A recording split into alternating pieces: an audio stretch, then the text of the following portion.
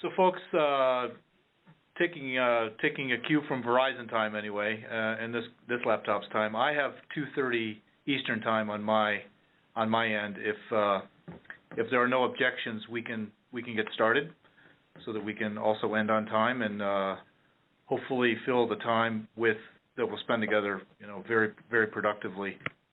I'd like to just welcome everyone again to this conference call and introduce myself again as Matt Kleinhens. I am a vegetable extension specialist at Ohio State. I work from an office based at what we call the OARDC, Ohio Agricultural Research and Development Center, which is in Worcester, and that's where I'm calling in from today, along with Jung Wong and Stephanie Short. So if you'll bear with me for just a few minutes, I have some introductory comments that I think we need to cover, and then we can get really into the matter at hand. So I just ask for your patience as I kind of go through some points that I think are important to make, and then we'll jump right into it. So just to clarify what my job is here over the next 90 minutes, my job is to ensure that you are repaid for the time you spend on the call, repaid primarily with information, but also repaid with the knowledge that your input matters as well. So we definitely want to make this an interactive conversation, and it will be, okay? You will not hear from only me, that is for sure. We're coming together around a type of product that is very, very important to an increasing number of people, and from our end, the products that we're focusing on share some important characteristics. First, they contain microbes as an active ingredient. Second, they're OMRI listed, Organic Materials Review Institute listed, and they're used by sustainable organic growers. Third, they are advertised to enhance growth and or crop resistance to stress, such as low fertility, low soil moisture, and the like. And fourth, they are applied to vegetable crops. Now, I know that those four characteristics exclude some products that we would also like to talk about, but just for the sake of focus and making headway on products that fit those criteria, we'll hold to them as much as we can. So before we get down to further business, I'd also like to cover three other important bits of background. First, there are some ground rules for the call, and there are only two, and they're very simple. Number one, as others have already mentioned, if there's some background noise at your location, please mute your phone when you're not talking. Let's try to avoid an embarrassing moment or a disruptive moment. Second, listen carefully, but please be prepared to speak up when you're asked to or when you feel a need to. We have a panel of resource people, which I'll introduce here in just a moment. But in truth, everyone on this call is a resource person. And so you can ask a good question, share a notable experience or point of view, otherwise comment, and that will serve the process really well also. And if you're interested, you can also email me directly using the Gmail account that was published elsewhere. I'll give it to you really quickly here.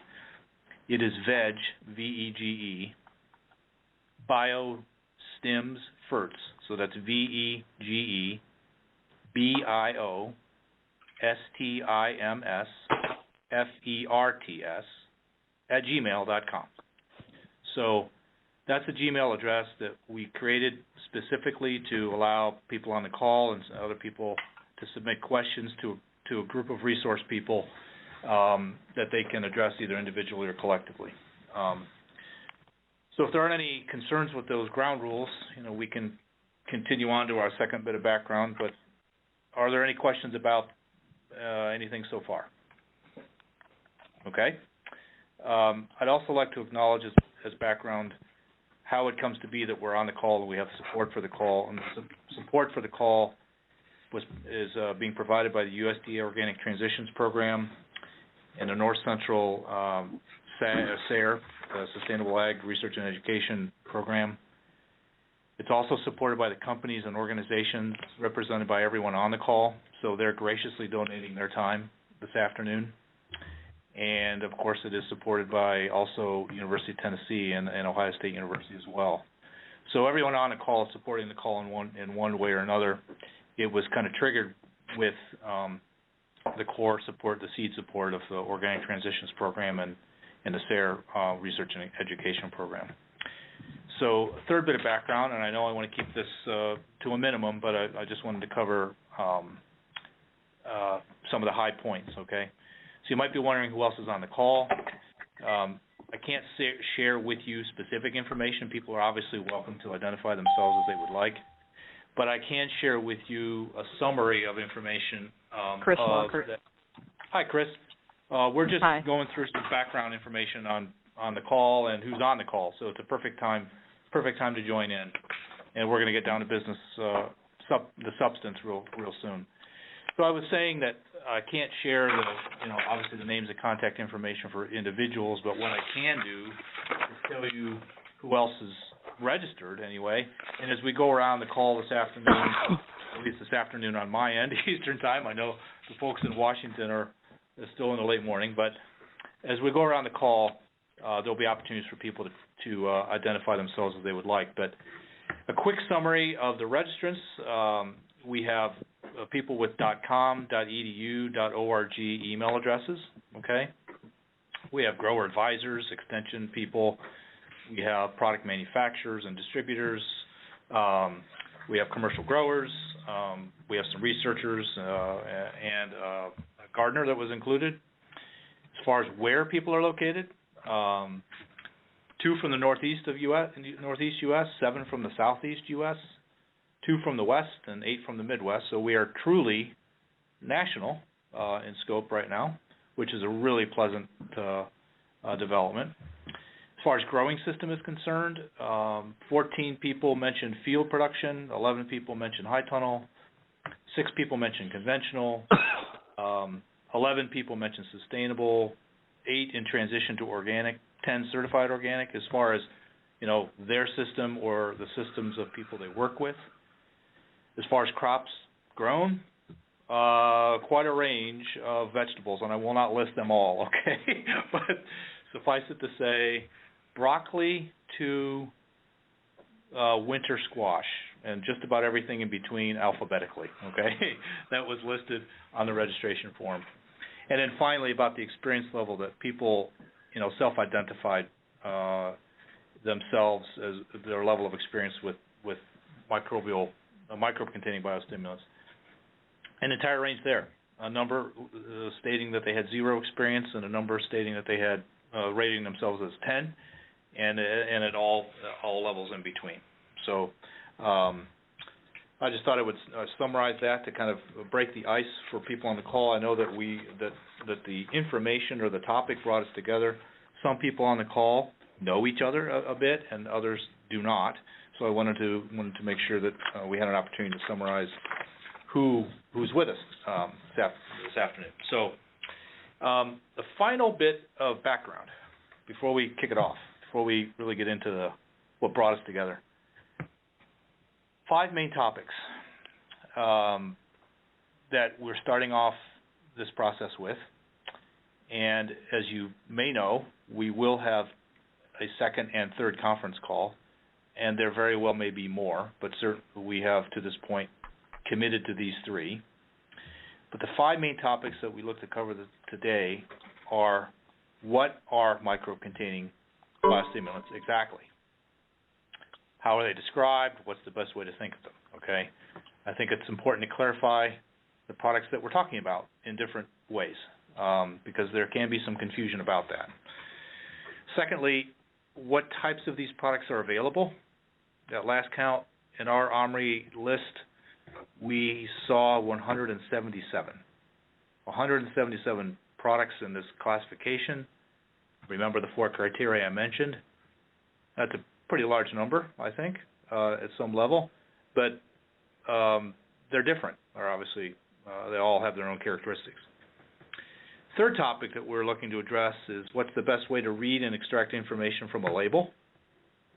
Some of the labels that we've seen have very little information, and some, it seems, have a lot of confusing information, but information nonetheless. So we'll try to talk just cover a little bit of label topics as well. We'll also cover how these products are supposed to work, and we'll lean on our resource people heavily for that. How do they do what they're advertised to do? And then finally, we'll wrap up, at least today, with some comments about what the research says regarding the performance of these products on working farms, okay? We'll focus on working farms because that's where our true interest lies. I mean, clearly we have a lot to gain from research done on stations and the like, but ultimately what we really want is to better understand what the performance is on working farms. So that'll be our fifth topic, okay? So we are very, very honored, privileged to have five people actually on the call that are going to help us with these topics, in addition to the people who've called in. Okay, and I'm going to go down, introduce you to the resource people by name, and then we will turn to the conversation and kind of open it up so we get a chance to hear somebody else's voice besides mine. So Steve Becker and Dennis. Dennis, I apologize, I do not have your last name, but Steve Becker and Dennis from Tanio Biologicals. They are a product manufacturer. It's on the line. Dr. Brian McSpadden-Gardner from Sustain Natural Fertilizer is also on the line as a resource person. Dr. Jung Wong with the OSU OARDC is also on the line. He has some experience with these products during his graduate and postgraduate work. And finally, we have Ms. Julie Laudick, MS, representing the Ohio Ecological Food and Farm Association, who is also a great supporter of this work. And like Jung, Julie has some valuable experience with these products through her various investigations of them.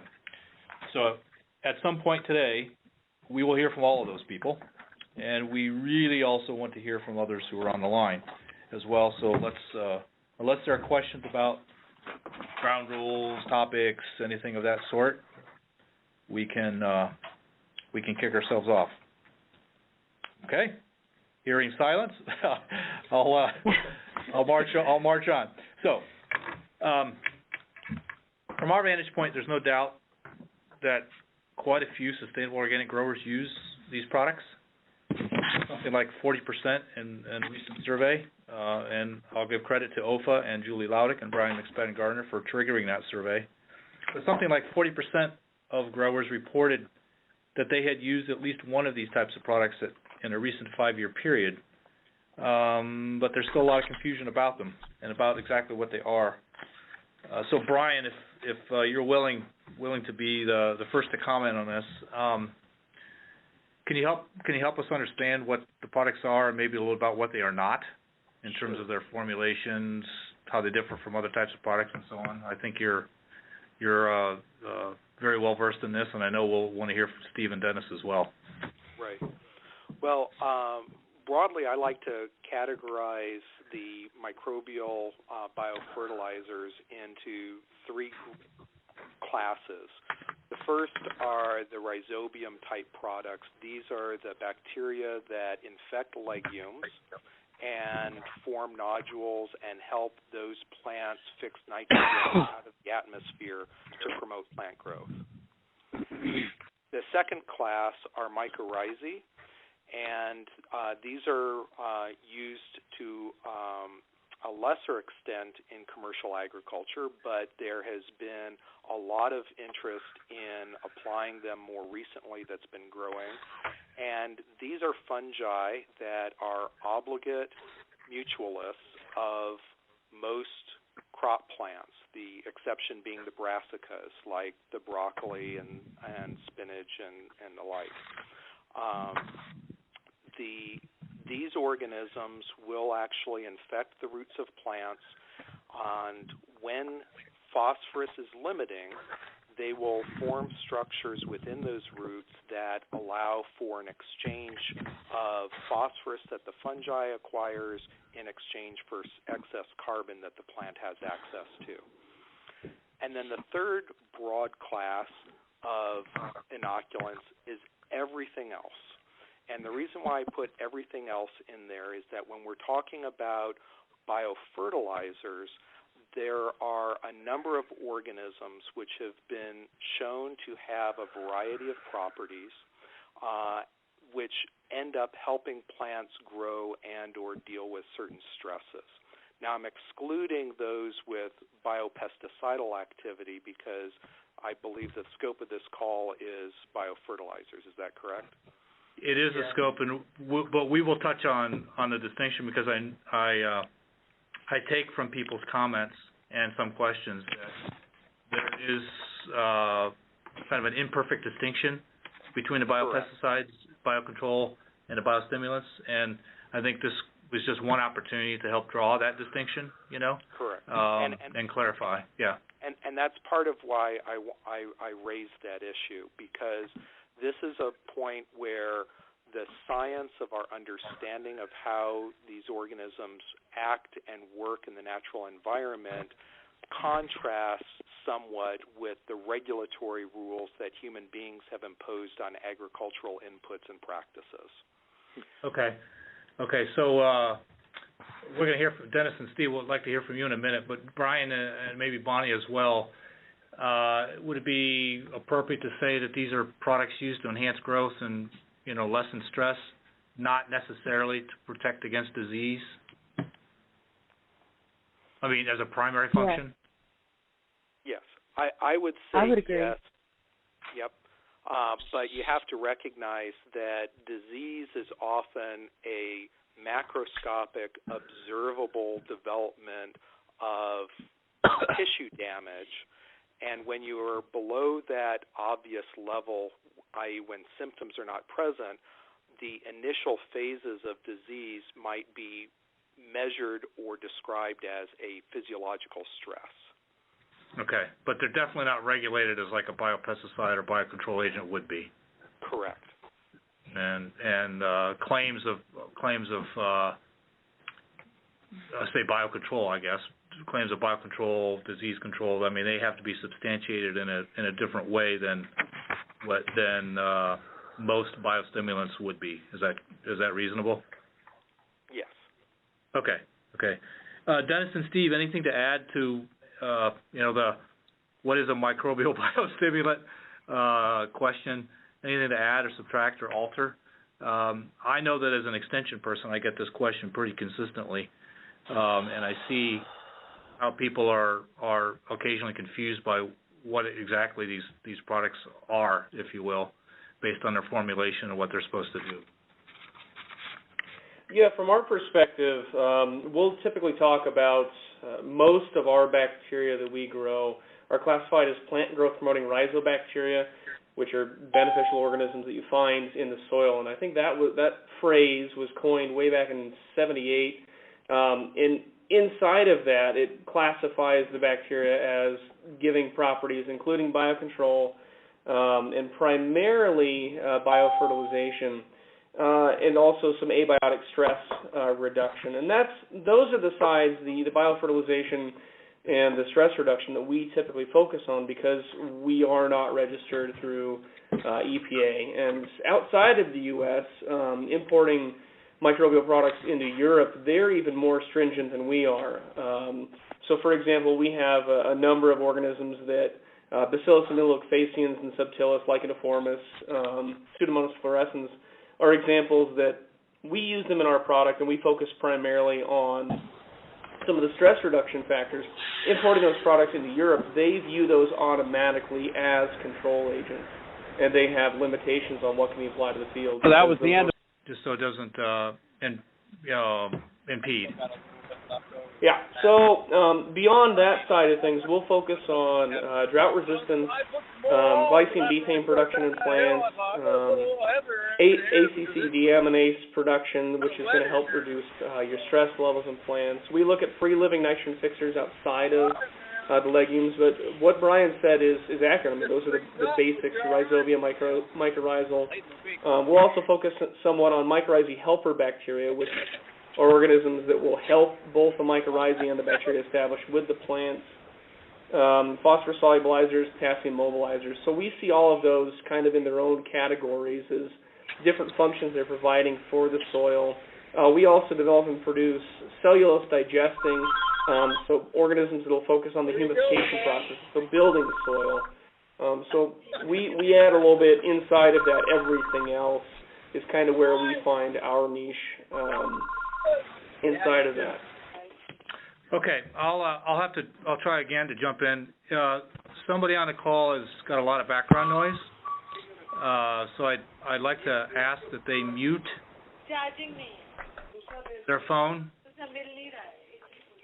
while on the call, so that we can hear who else is speaking. Dennis and Brian and Steve, you have a long history. You're steeped in this. You know the terms. You can throw out the language, and you know the products really well. But there are quite a few other people without that history, right? Without that experience. Some of them are growers. Some of them are extension people. Just as we kind of maybe come close to bringing this section of the call to an end in terms of what a microbial stimulant is, can you offer some recommendations on what they would use first as a way to differentiate one product from another or one product type from another? Would they rely on the label? What would they do for a person that doesn't know this language in this territory as well as you do, but they're interested in the products? What would you recommend? And Steve, I guess, or Dennis, I'll start with you, and then we'll come back to Brian. A lot of times when I talk to growers pertaining to trying to weed through the biological products on the market today is the first thing is look at the product quality, the diversity within that product. I tell guys to look at what the expectations are of that product, meaning realistic claims. If we look at a company that may be making unrealistic claims, sometimes I would ask that the grower themselves do a little bit of research based on those claims and understanding. I have growers also look at what claims different companies may be making about what the bacteria actually can do within, or the biostimulants or whatever you're using within that soil environment. Because these are not a quick fix or a silver bullet. Generally, it takes time within that soil environment. A lot of things have to come together in order for that product to function as advertised. So I tell growers to do a little bit of research. Also find out what the history is out there on the company, what background information that company has, and what other people are saying or talking about based on the experience that they have had with that company, which I think are all good things. One key that I find is finding a company that has worked within the crop that you are growing.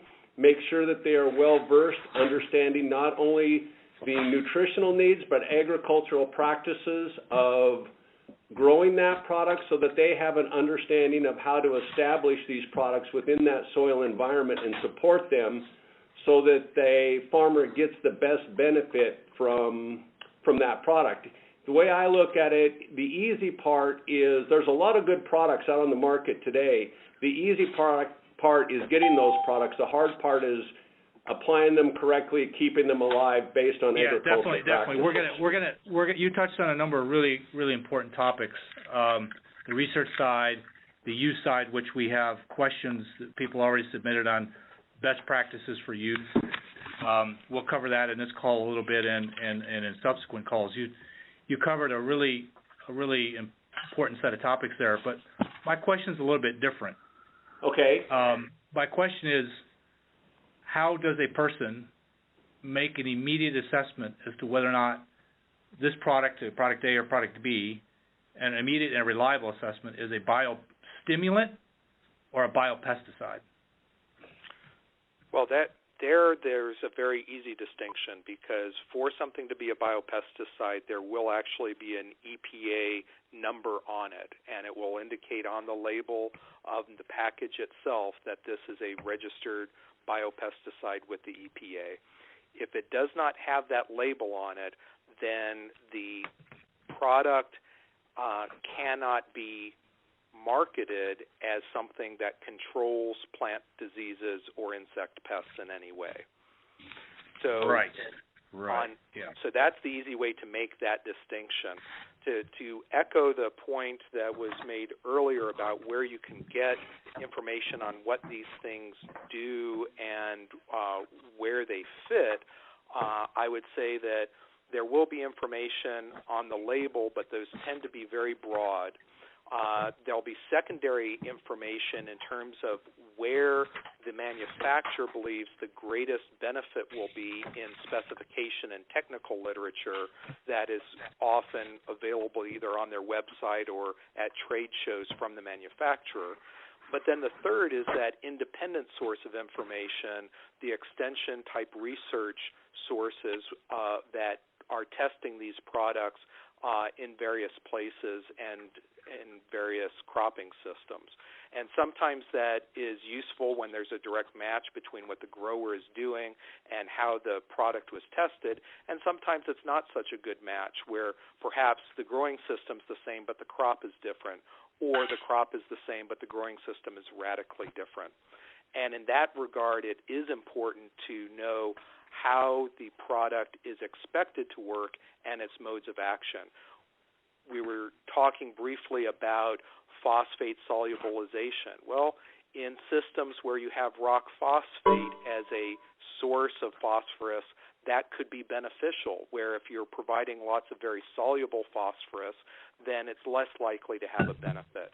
So that type of knowledge of how it works, finding that out from the manufacturer is an important way for the grower to be able to determine, is this product right for me or not? Sure. So, David, I want to. Yeah. Go ahead, Julie. This is Julie chiming in from OFA.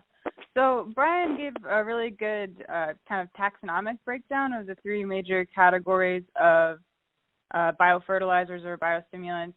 He talked about rhizobia, mycorrhizal fungi, and then everything else, which the folks from Tineo mentioned PGPR, plant growth promoting rhizobacteria, one of those, one of the most widely recognized categories of the everything else section there. Another way to break down these products is by the functional definitions, which Matt was kind of asking about, how to distinguish between a biopesticide and a biostimulant and a biofertilizer. And Brian just gave a great explanation about the biopesticide distinction.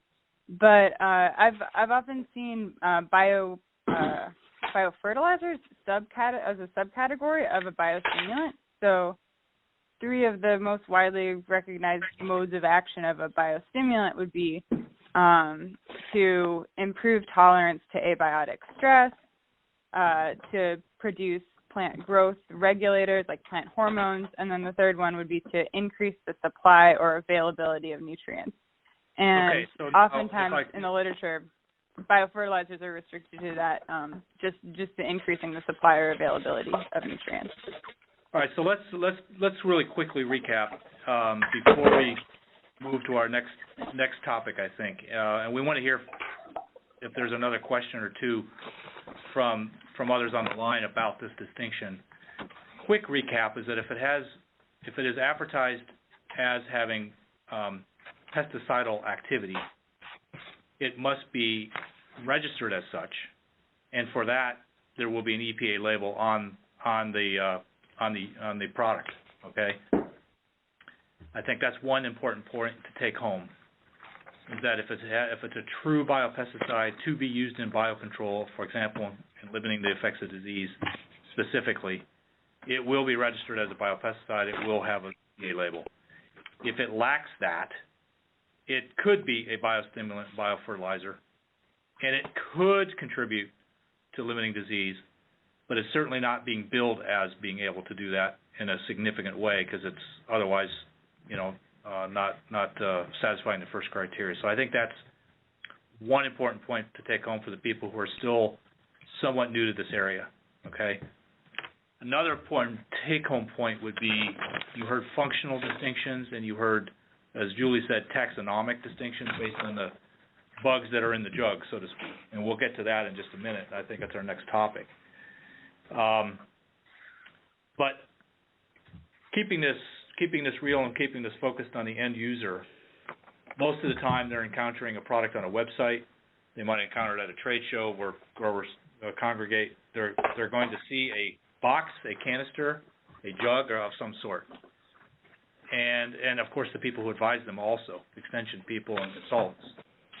So I think it's very important that they have some, until they learn the ropes, if you will, that they have some really reliable signs or criteria indicators that tell them this is a biopesticide, this is a biostimulant. So, are there any questions from others on the line about this distinction? What these products are and what they are not. We can always revisit this by email and other ways, but are there, for the sake of the call, and while we have our resource people available, are there any questions for them about what a biostimulant is and is not? Or have we answered every single question that there is? You're going to talk more about how it works, right? So I don't want to waste time. Yes, we will get there. Yeah, we're going to get there. So, if there are no questions about what it is, what they are, and what they are not, then we can move to the second of our 5 foci today, and that's what types of products are available. And I think Steve and Dennis and Brian were definitely touching on this. Now we want to drill down just a tiny bit deeper, but again, keeping it focused on the end user and people who advise them, okay? And like I mentioned earlier, we know of 177 products on the market. Jung and Julie and Stephanie were very effective at putting together a so-called database of products that is still online. I'll turn to Julie first and then I think follow up with Jung. Could you tell us, Julie, or give your perspective on what types of products are out there, just within this category now, based on position, based on their function? Exactly. So I think there are a lot of different ways that you could categorize. Bacteria only, fungi only, bacteria and fungi. This one. Yeah, and then you have some that are, a single species, some that are mixes, some where, all of the microorganisms in there are listed with, a known concentration that's on the label, and then you've got some products, with proprietary strains. It's just a total mix of every combination that you can think of is there. And then on top of that, you need to take into account that oftentimes, even at the species level, if one study says that this particular species of bacteria has this effect on plant growth, and you see that same species in a product, you don't know if, that particular strain of the species has the same capabilities. So there's that kind of specificity to think about, and there's also the fact that the same organism often might have multiple functions. It might function as a biopesticide and a biostimulant, or it might help regulate plant growth. So there's many categories. So Jung, I'll put it to you. One thing I didn't hear from Julie is a type of product based on what they're advertised to do. Yeah. So, for example, do we have products advertised to solubilize phosphorus? Yeah. Do we have products advertised to enhance resistance to stress? Well, I mean, can you look at it from that angle as well? Yeah. Again, from a grower's perspective, what they're trying to accomplish. Sure. Yes. Actually, for those 177 products, and we summarize that there are 65 and 48 distinct bacteria and fungi, respectively. And by their function, usually those beneficial microbes contained in those products can help the crops with more access to nutrients. For example, like fix the atmospheric nitrogen into the soil, or transform the unavailable soil phosphorus into an available form for the crop to uptake. And second is those beneficial microbes can produce or stimulate the crops to produce the hormones, which is a very important substance to play the important roles in regulating the crop growth. And also those beneficial microbes can limit the crop stress, and we know that in numerous of the products that they claim that those beneficial microbes can control the insulin production, which in the other way to alleviate the stress. So Brian, if it's okay, I'll come back to you. Sure. For those that don't know, okay, and I'm sure most of the people on the call do know, but just for those that are not as familiar with this, what would you say is the most common basic claim on a label? I would say the most if you went out and surveyed, if you did a word map of the 177 labels of the 177 products, what terms are the most commonly found there? in enhancing and improving plant growth. Okay. So they're all there to enhance and improve plant growth. Yep. Any time, anywhere, any plant, anyhow. Well, so this is one of the challenges, right? Because from the commercial perspective, you want your product to be as widely applicable as possible. But if you drill down to a very limited set of circumstances where they're maximally effective, it can appear as it's a niche of a niche product. And that's why you don't get that type of language on labels currently. Okay. So, because we're talking about the different types of products that are out there. We've heard already, multi-species, single species, and at least I won't speak for growers. We have growers on the line. Dave, I could pick on you if you're willing to chime up. I don't think growers apply species. They don't think in terms of. I don't think in terms of species.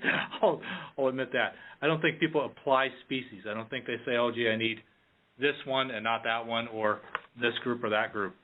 I think they think differently about the product. Am I anywhere near correct? But this is Steve, and I'm a novice in this whole area. But when I walk through trade shows, I just go blank because it's all just the sort of nebulous, increased plant growth. So what I've been doing lately is trying to learn the Latin names and what these things are. And your list was just great because it's helping me learn, so I'm not just buying something that somebody says will work. That's good. That's good. So when you, Steve, when you go through a trade show and you go blank, what would help you out of that morass? What would help you out of, in addition to knowing some of the Latin names, what might give you the next step? I'm looking forward to the performance when you do your research, which ones actually work and which don't. And then the few I've dabbled with, when you get into the specifics about it needs to be this temperature, you can't run through a certain size screen on a sprayer. You have to do it within 2 weeks of getting the bugs. I mean, all the details are what's going to affect whether it works or not. And then I don't know whether I messed up the application or whether the product, didn't work right. And then you have some people telling you don't get these mixes with 30 different types because some of them eat each other. So right. Yeah. So there's a good debate around the value of a mixed species product because one of them's bound to work, kind of thing. I think we hear that. I don't know, Bonnie, did I cut you off? No, I mean he made some great comments. Those are important things, and sometimes it's the little changes you make that may have a very positive or very negative impact during application. Right. So we have some people who advise growers on the line, I'm sure, whether that's they're doing that privately or with an extension appointment. If any of you are willing to chime up about what you are hearing or you are struggling with in this particular area, that would be useful as well in terms of, what types of products are out there at the very least, and what people are saying about them. I don't know if anybody's willing to step forward and offer a comment or a question on that.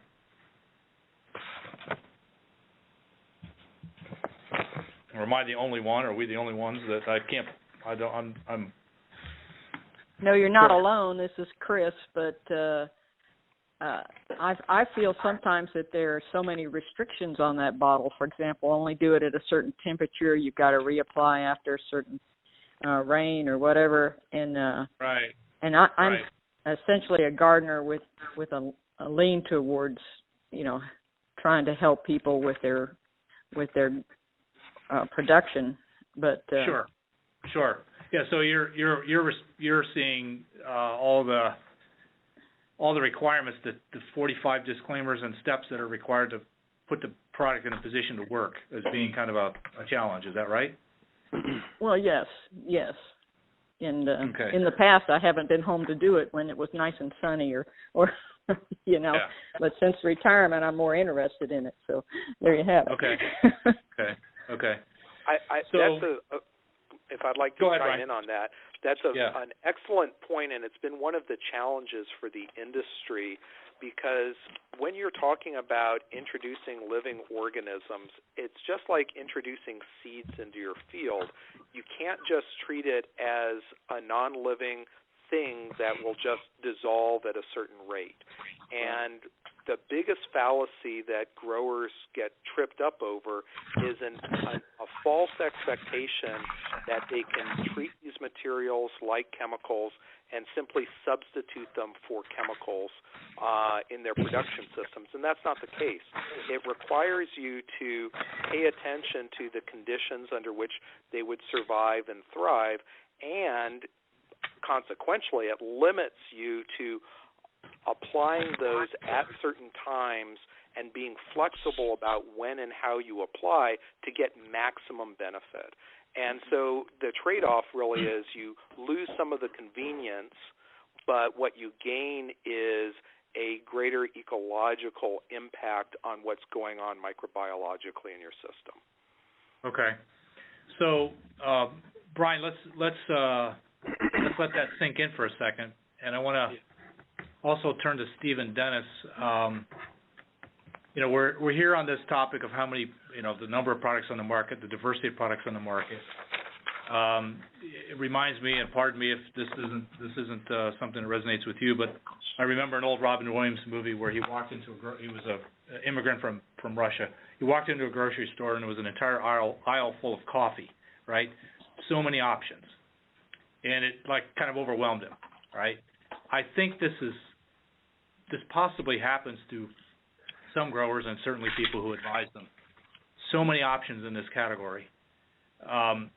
What would you, Steve, Dennis, what would you kind of offer as like a way to start breaking that number down into smaller, more manageable bits for the grower to make more sense out of? Yeah, that's.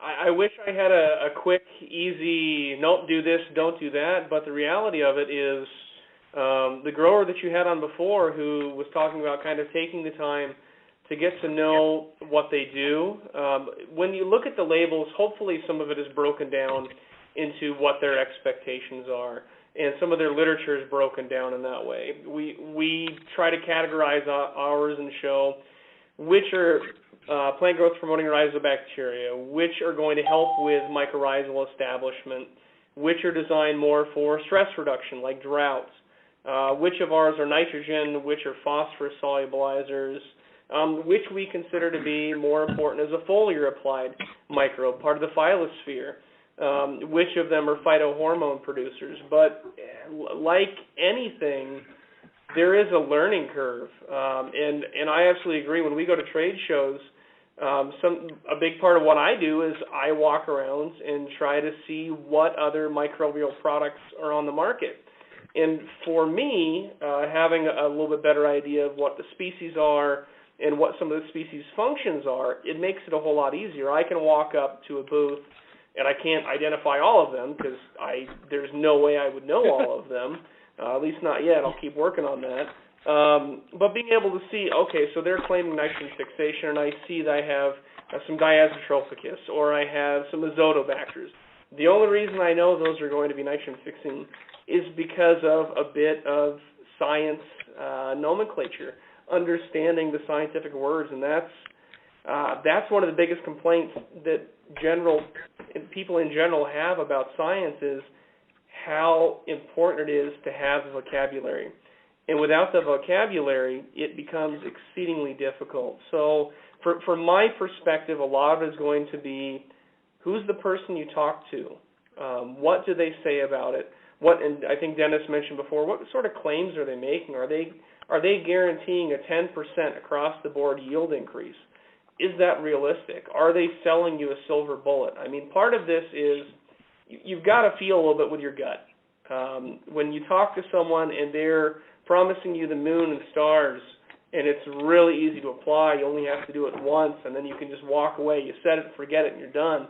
This is, I think Brian mentioned, think of these as seeds. You have to get to know your seed type.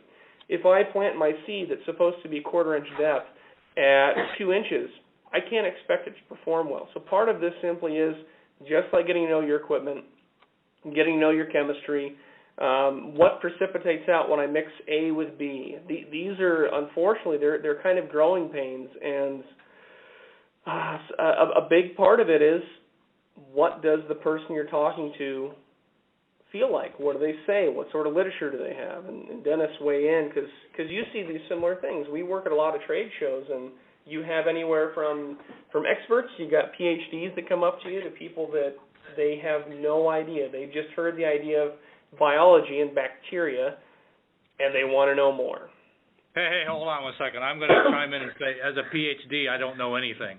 Okay. Well, appreciate that. And one of the things. No, it has nothing to do with the pilot high and deep, tag. Pilot high and deep.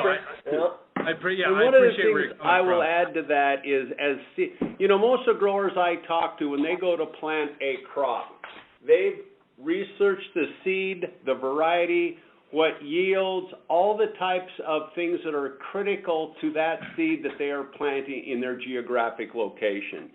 And I think some of this has to go back that the grower themselves have to do a little bit of research on their own. Very similar to what the grower was talking about earlier, is to get in an understanding of these.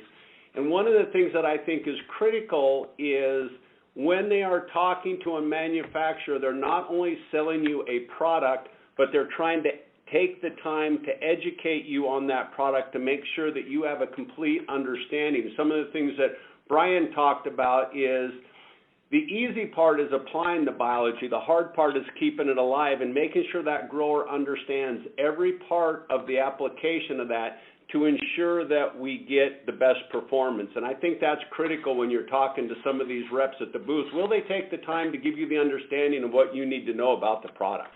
And matching the product to your need. If, like Brian mentioned, if you're using a soluble or ionic form of most elements, most fertilizers, if I've got a soluble phosphorus and I'm really trying to go after phosphorus solubilizing bacteria, there's not a good fit there. You've got to match what you're trying to go after. So if you're having, in the golf course industry or another industry, severe thatch development, or if you're having a lot of trouble breaking down field debris, make sure you're getting organisms that have the capacity to break that down and to work through those cellulosic materials. So part of it is going to be asking questions and making sure what you need the product to do is what their product can do. So if I could jump in keeping an eye on not only the clock but also the other topics that we are to cover, and also questions that people submitted ahead of time. Okay. I feel compelled to offer a summary statement, maybe even opinion on this kind of section that we've had. And maybe this is obvious to everyone, but maybe it's just bears mentioning. What I have taken away from this segment is that to be successful at using these products, and even in selecting one, the grower might need to have some pretty extensive conversations with the representative who would offer to them. They might have to do some background work on their own. This is not something you necessarily just investigate for 5 minutes online and then click order. Would, Dennis, Steve, Brian, would you agree with that? I mean, these products seem to require a fair amount of homework. Hey, Matt, can I jump in? This is Karthik from Microbial. Yeah, please. Just quickly, apart from looking at the microbes as a living organism by itself, you also need to focus on soil health, thereby improving the carbon content of the soil. So if you have high carbon content in the soil itself, it helps the soil and the microbes perform better. Well, that could be no question if you're talking about increasing soil organic matter, but staying, and also perhaps making the soil environment hospitable to the inoculant that a person's applying. But the overall point, at least, that hopefully, I mean, if it's correct, and we'd want some consensus on whether or not it is, the overall point is that as a product class, this one requires studying and preparation to use effectively. It's not just buy the bag of this or a canister of that, follow the very simple, straightforward label instructions, and you're going to get a response. Is that? I totally agree with that. Yeah.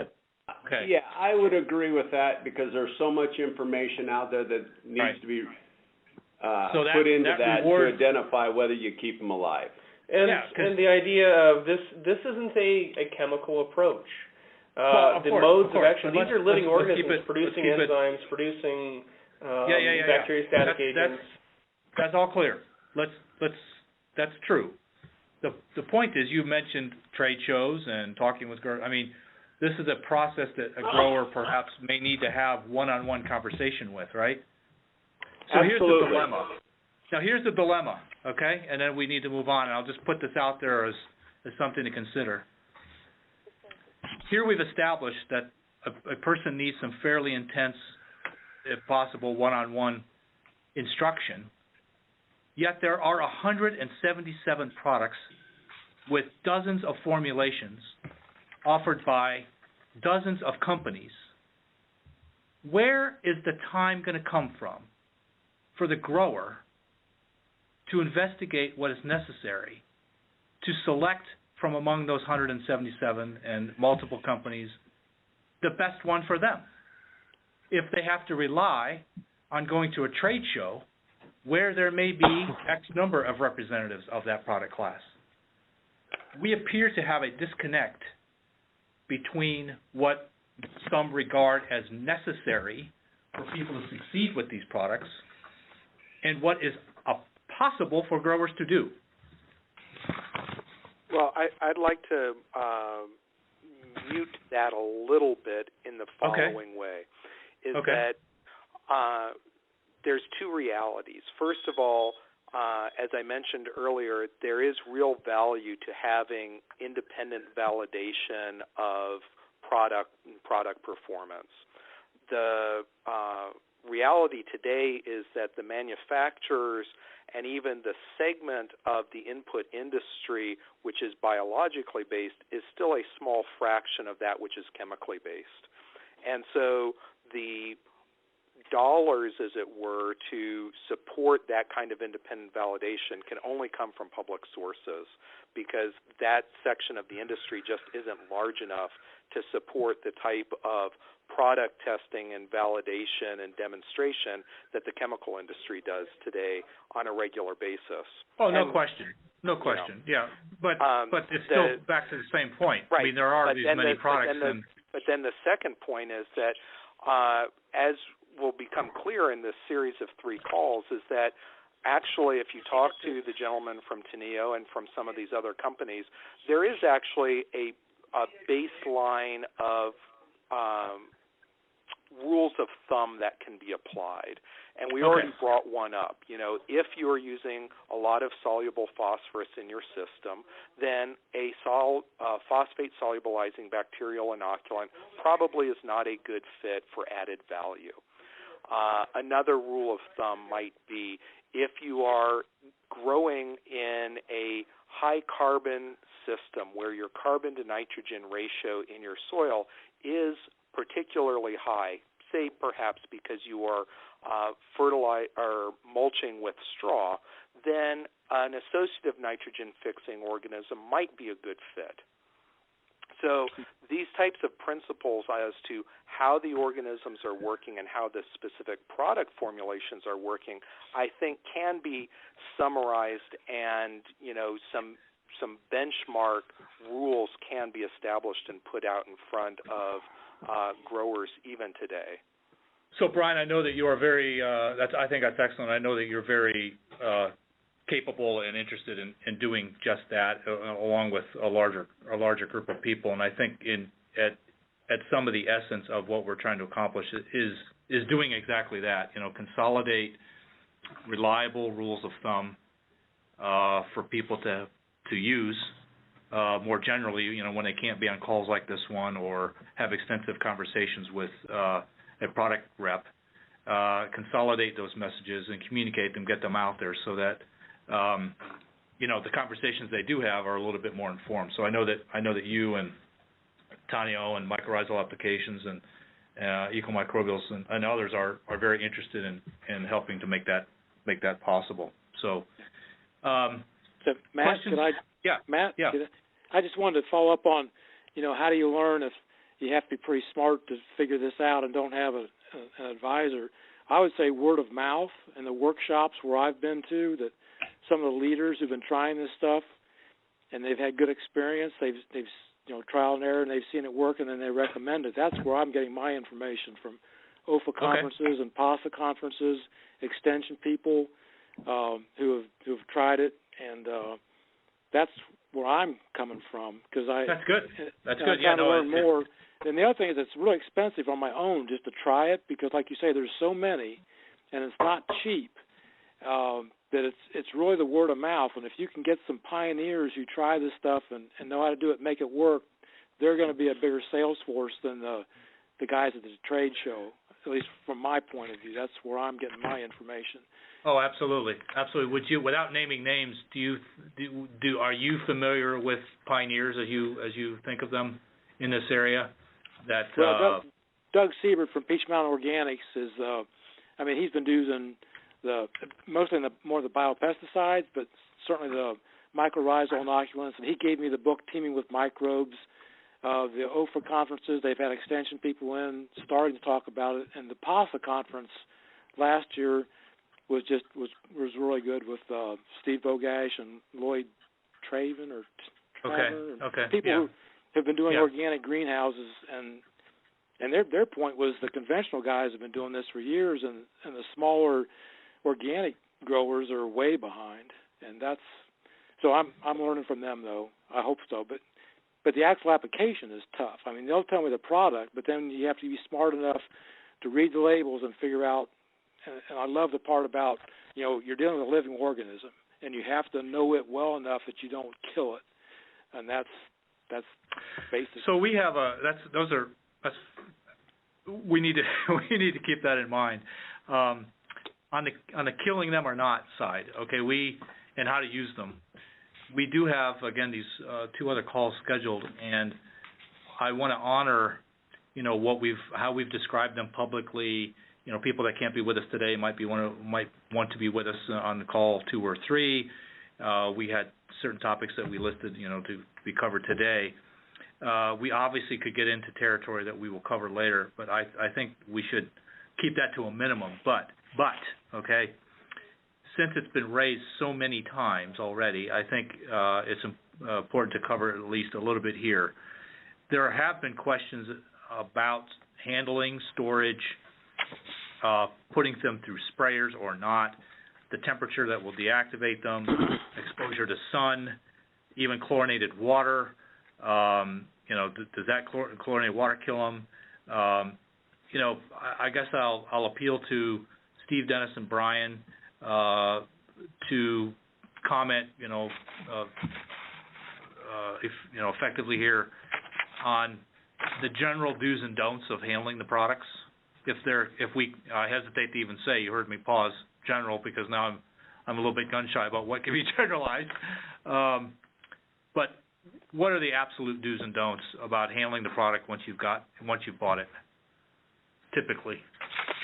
I'll make some generalizations that will apply to a broad number of products. The first is if you can store it at room temperature, meaning 60 to 80 degrees Fahrenheit, it's going to last longer than if you store it anywhere that it's going to be in the sun or warm up above 80 degrees Fahrenheit. viability drops off with time, so pay attention to any note that the manufacturer puts on as a best use by date, because none of them are going to last forever. A second good general rule is that if you are using a municipal water supply or a chlorinated supply, to go ahead and fill the tank or the sprayer that you're going to use with that water and let that chlorine come out. And that means just letting it sit there overnight to a day. And again, the temperature of that water should be as close to the temperature of the product that you're diluting or incorporating it into as possible. And that's for things that you actually put into sprayers or fertigation systems. Great, great. Yeah, Dennis, Steve, is there something to add? If we're trying to break it down to the most general, what we tell people is if you're comfortable, the microbes in general are going to be comfortable. As far as screens and filters, 60 to 80 is great. I mean, if everybody had an unlimited budget, you could have refrigeration units where you store these in refrigeration, or even better than that, we lyophilize and we store them under liquid nitrogen, but those aren't realistic. So 60 to 80, if you're comfortable, they're in general comfortable. Keep them out of freezing. Direct sunlight is, in general, very, very bad on many, many things. Sure. So direct sunlight is bad. Chlorinated water, we agree. Gas it off. And the idea of screens, different organisms definitely are different size. If we're talking about mycorrhizal fungi spores, those are significantly larger than most of our bacteria. Most of our bacteria, you're talking about a few microns, which are going to pass through a fairly fine screen without too much issue, depending on how the product itself is produced. Mycorrhizal, what we generally say, and talking to a few different producers, is a 50 mesh screen is about where you want to be. You go much finer than that, and some of those larger spores from some of those Glaucoma species, some of the ectomycorrhizal as well, are going to start to be filtered out. And depending on how pure of a product they've produced, you're going to be filtering even more and more of those out. So pure bacteria products, you can typically get away with a little bit finer, but ask the manufacturer. As far as pressures, I don't know if we talked about that one or not. We generally try to talk to people about, think about the pressure in your line. If I've got a pressurized line that's 40, 50 PSI, and then I'm going through a pinhole orifice, my sprayer is designed as a 0.3 gallon per hour. That is going to apply a massive amount of pressure to these organisms. Some will survive fairly well if they have a true spore or endospore form where they're truly resting. Others are basically in kind of a suspended animation, and they've basically just thickened their membrane around themselves. Those at higher pressures are oftentimes more susceptible. Some of the streptomyces, some of the arthrobacters, some of the pseudomonads don't like those extreme pressure changes. So if we can increase our spray nozzle size, put a few more gallons out, we're typically going to do much better. Peristaltic pumps, in general, less pressure than like a piston pump. So we typically try to avoid centrifugal or piston pumps when we can. And in general, we like to have people use agitation. Our product is a suspendable product. Other products claim to be suspension grade. Ours is suspension, so we want to keep that mixed. We want to use the product up fairly quickly. At least with our product, we tell people, if you mix it, use it. Ours, once you mix it into water, we're going to start reactivating those organisms. They're going to start growing. We've had people that they're going to mix it up, something broke down, they forgot about the tank for a day or so, they come back and, oh man, they've got a stinky, stinky mess. They've got to clean things out. So use it. Okay. Don't let it sit, otherwise we're going to have trouble. Dennis, good rule. anything? Yeah. Have we got one more minute on this, Matt? Yeah, real fast. Okay, a couple other things that I tell growers all the time is generally when buying product, and Brian touched on this a little bit, because we're dealing with live biology, order enough per application. Don't tie and stockpile product. We're dealing with live bacteria.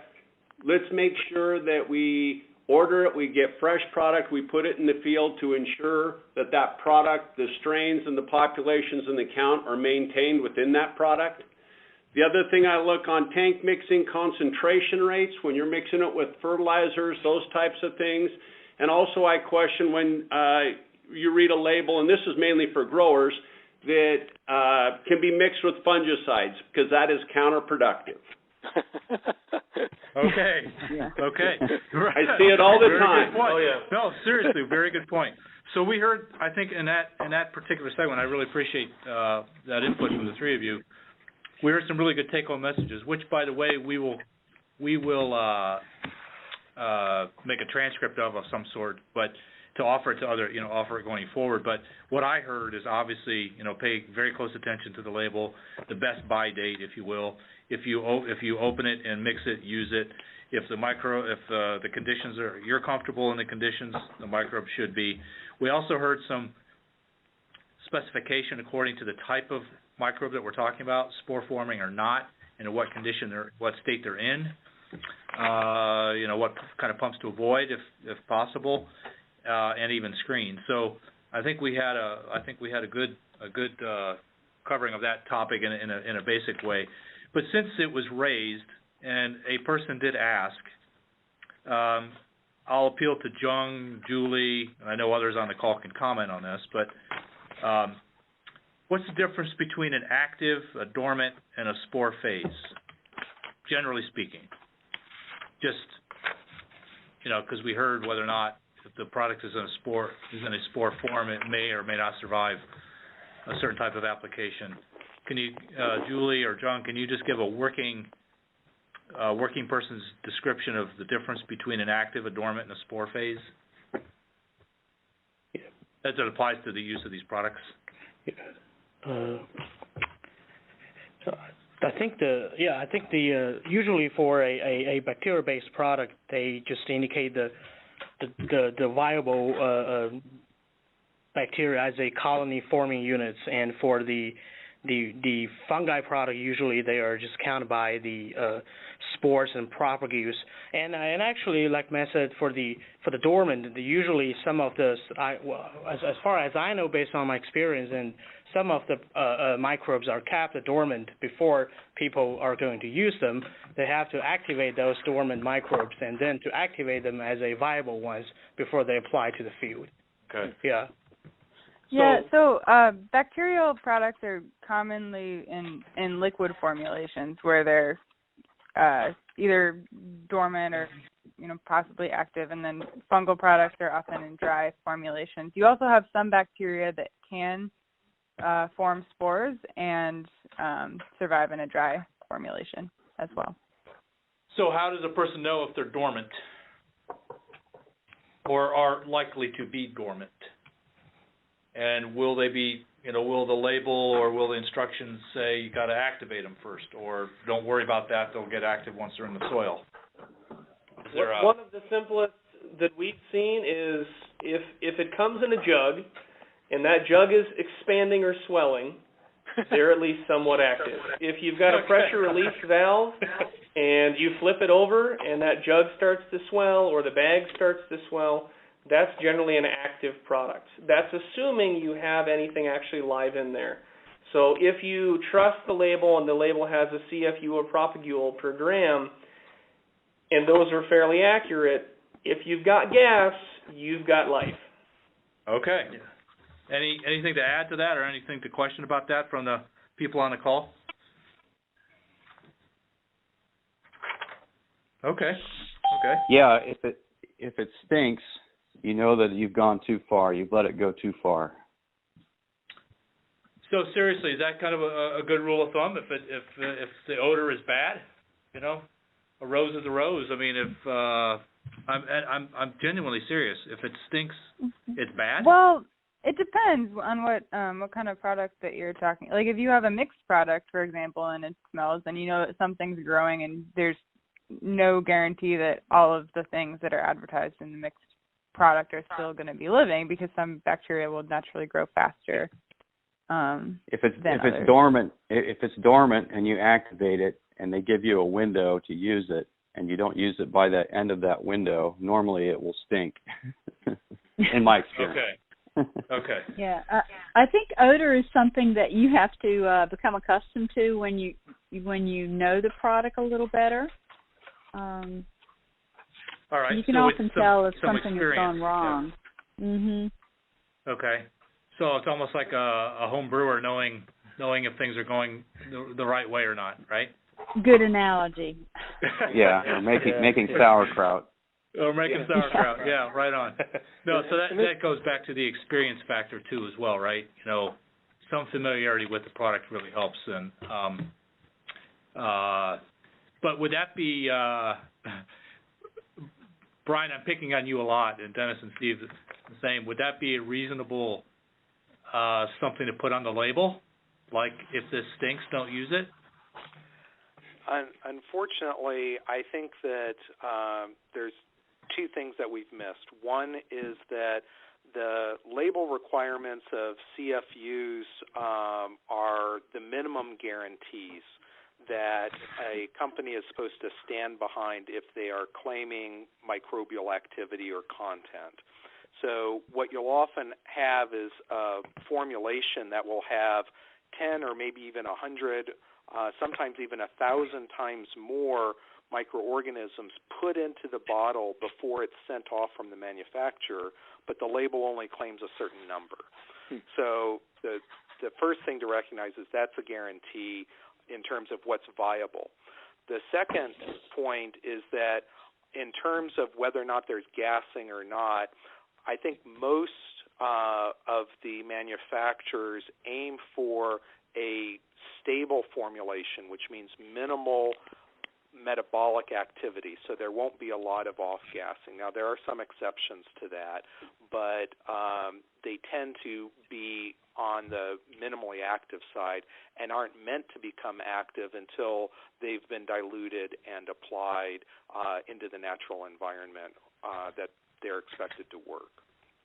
So I don't think that you really can put a warning on if it smells bad or if it smells like this. It's not useful anymore. Okay. Yeah. So I'm overreaching when I ran too far with that. Yeah.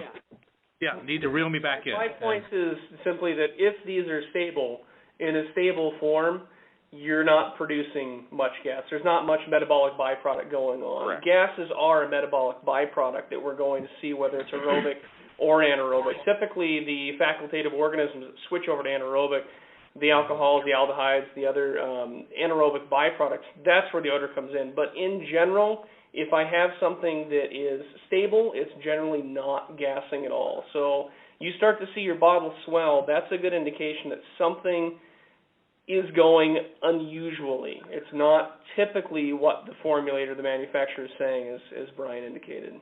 Dennis? Okay. So smells all over the board. I mean, we grow 50, 60 different organisms, and when you have them in pure culture, they all have their own smell. So you get used to what they smell like, but whether or not that stinks to somebody, that's the idea of what's your opinion of a good smelling flower versus somebody else's? You know? Yeah. And what is it? The fruit in Thailand that supposedly stinks the worst tastes the best, right? So I forget the name of it offhand, but you know, it's a good point. You know, I was just trying to get at some good signs and maybe some bad signs for people that may not have encountered this before, and maybe what to look for, listen for, or smell for, I guess. And Matt, I've sent that question in, and maybe I just don't know enough. But my question was, I was assuming it was dormant or in a reproductive seed stage. And so I'm hearing the reactivation that comes when you put it in the water and either warm it up or put it in the soil. So I guess my question was, you know, is the stuff dormant, and is some more dormant than others? And Julie's comment about the liquid versus the powder. I mean, if I want to keep it longer, should I get a powder? I mean, those are the kinds of questions that were in my mind, because I don't know enough about the phases that the microbes can go through. And if they can go dormant, is that a better stage? And if there are spores, is that a better stage? But that's where that question was coming from. And no, I'm grateful. We're grateful for the question. I'll let Dennis, Steve, or Brian, I guess, or John or Julie, but certainly in that order, kind of chime in on that. So my general perspective, all of the organisms that we grow, I can't speak for others, they're all soil-based organisms, which is a separate classification. There's so many classifications for these things. Ours are all soil-based organisms, and the crazy thing about Mother Nature is she shifts and changes. So, at least in my opinion, all of these organisms that we grow that are a soil-designed organism, they have to be able to survive drought. They have to be able to survive low food. They have to be able to survive inclement weather. They're going to have the capacity, just like a seed is designed by a plant to survive over an extended period of time to then regerminate. All of these bacteria, all these fungi, all these organisms have that capacity. How they get there is going to be different. And whether or not the company that's producing the product is really good at that or not depends on the company, depends on their experience. I've seen some liquid products that when I check them and we do plate counts, I don't see very much. And I've done other liquids that I see fantastic counts. I've seen products where people send us samples and we'll run a powder, and it is atrocious. It is nowhere close to what they claim. And then I've seen other products where we run it or we send it off to a third-party lab, and it's exactly what we'd expect or better. So unfortunately, part of this is still kind of, I don't want to call it the Wild West, but different companies have different levels of experience. So whether a liquid is better or a powder is better, part of that's going to depend on the product. Part of that's going to depend on the company's quality. I mean, you buy a Ferrari and you expect a certain level of quality compared to buying an old Yugo or something like that. There's intrinsically different qualities. So I'll jump in real fast. Oh, go ahead. Go ahead. Well, I was just gonna. There are certain things that you can look for on a label. I agree that I'm really not familiar with our liquid formulations. I don't know if you can generalize liquid versus dry, but when you are looking at labels, of the 177 products out there, there's a noticeable difference in quality just based on what information the manufacturer is going to provide.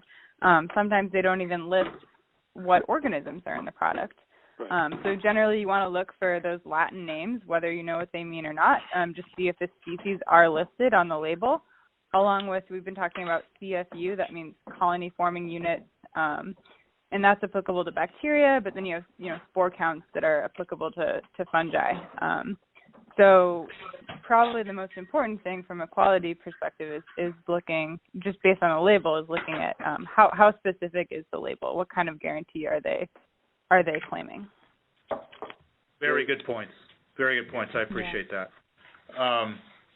So, folks, I'm a bit of a timekeeper here, and I know that we're drawing close to 4:00, and for me, the time is flying by. I hope, and I'm learning quite a bit, and I can't tell you how much I appreciate people sharing their time and their expertise with everyone here today. We have just a few more minutes left. I know that we didn't necessarily speak to the fifth topic in detail, okay, which is what does the research say about the performance of these products on farms. I personally would not like to open that up with 5 minutes or so to go, because it might do it a disservice. I would entertain a motion to open that up if comments could be kept brief, okay, given the time. I know that there are 1,000 nuances to this. I know that there are what-ifs everywhere, or it depends everywhere. But this is a process whereby growers and people that they work with, are supposed to learn, become more effective at selecting, using, evaluating their performance. And at some point, we do need to settle on, reliable take-home messages, even if they're few in number and maybe don't apply to every circumstance. Okay, so are we wanting to shut down and talk and wrap up? And let me do a quick synopsis of the calls 2 and 3, or do we want to make a statement about what the research says about their performance? Is there a will for the group on that? Or is it completely on a thumbs up scale, quick answer, thumbs up or thumbs down? Yeah. Let's go around the call. You know, you don't even have to say who you are. You know, thumbs up. How many? Just shout out one at a time. You know, thumbs up. Is there a thumbs up on this? Yeah, thumbs up. Thumbs up. Thumbs up. Thumbs up. Yeah. Thumbs up. Okay. How about anybody thumbs down or kind of neutral? So, not hearing any dissent, if you will, it would appear as if everyone who voted, anyway, gave the performance a thumbs up. Okay? Obviously, we can explore this in more detail going forward on calls 2 and 3, especially the conditions under which they function. You know, one comment, which I found to be really spot on, at least from my perspective. One person wrote in, the effects of these products are often drowned out in high-input systems, like the stars and moon are invisible when the sun comes up. And I think we're going to need to explore that in greater depth, okay? We appear to be, as a group, confident that they work and that they're useful, but I'm guessing that there are also some questions about when are they most useful, you know, most consistently so. And I think that's what we're going to try to cover in calls 2 and 3. For sure. So, if you'll allow me, I'll just summarize real fast what calls 2 and 3 hold. They are on February 8th and March 10th, respectively. They are both at the same time as this call, 2:30 to 4 o'clock p.m. Eastern Standard Time. Call 2, we will have Steve and, I believe, Dennis back with us. Dr. Philippe Douillet of Microbials will be with us, and Dr. Joseph Roshko with Mycorrhizal Applications, and Joseph might even be on this call. He'll be with us as well. And we'll focus on so-called take-home messages that have been learned through people who have done a lot of on-farm testing. And so that would include, of course, those people that I just named, plus others who will call in, okay? What's the take-home message from people's experience with this research that's been done on their farm or farms that they've worked with? Call number 3 on March 10th. Dr. Brian McSpadden-Gardner will be back with us. Bruce Caldwell from 3 Bar Biologics. And then we have what I call, if you will, the project team. And that includes Dr. Carol Golan of OFA, Bonnie Only of the University of Tennessee, Subbu Kumarapan of OSU ATI, and myself, again, moderating. And our focus there will be on creating new tactics for people becoming better at selecting, using, and evaluating the performance of these products. So hopefully, if you are interested in either one or both of those calls, you'll register for them. If you know other people who would also be interested in those topics, you'll encourage them to go to the website and register. Also, you will send anyone on the team, anonymous or not, feedback on this call, and how subsequent calls can be improved. I realize that a conference call has some limitations. There's no video, there's no audio, there's no visual aspect. Maybe charts and tables and graphs may help, but I also thought that would be a way to limit people because they couldn't call in just from their phone and they would need a computer. So we kept it as a conference call. So any questions before we wrap up? Questions, comments? Yeah, I'd just like to say that we really appreciate the panel that has come together here. I think information is key to what we need to get out in this industry in order to educate growers about the use of these materials. So for us, we're very excited to see this continue on and happen, because I think that's really what the general public needs when it comes to agriculture and the use of these products, is more information out there that can be validated. That's very, very gratifying to hear. We appreciate that. And let's put a finer point on that. You know, going forward, you and others need to hold the team accountable for the type of the information, right? You know, you tell somebody at a university, go get more information on something, and they may bring you back something that you don't really want or need. So in all seriousness, we want to make sure that the information that we're able to, you know, bring out is useful to people, right? And it begins with acknowledging that we don't have it. At least I don't have it in my files. I know that for darn sure. But hopefully what we can do is something like we've done today, is bring people together who do have a perspective from experience, and get them to open up a little bit. And then we'll take an additional step by trying to put that in writing or audio in some way, so it lasts longer than this call. So any other questions or comments? Yeah, Matt, I just wanted to say I'm one of the novices, and I don't want to bog down your conference calls with too simple of questions. So if this is designed to be for the cutting-edge folks that have experience, and you're trying to get the latest info, then people like me just need to listen and not be talking. So it kind of depends on, you know, what you're trying to accomplish in the calls, whether you want the newbies or whether you're trying to get the folks that know what's going on talking to each other. Okay, so since you directed that to me, Steve, I'll respond. Number one, we are, your questions are excellent. Your input is very much needed. We hope that you can join us and speak up, okay, to whatever extent you want. Number two, I didn't make this really clear, but now is an opportunity to do that.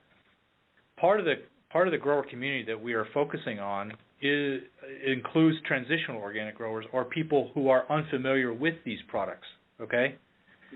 And they're going to have questions like you have had.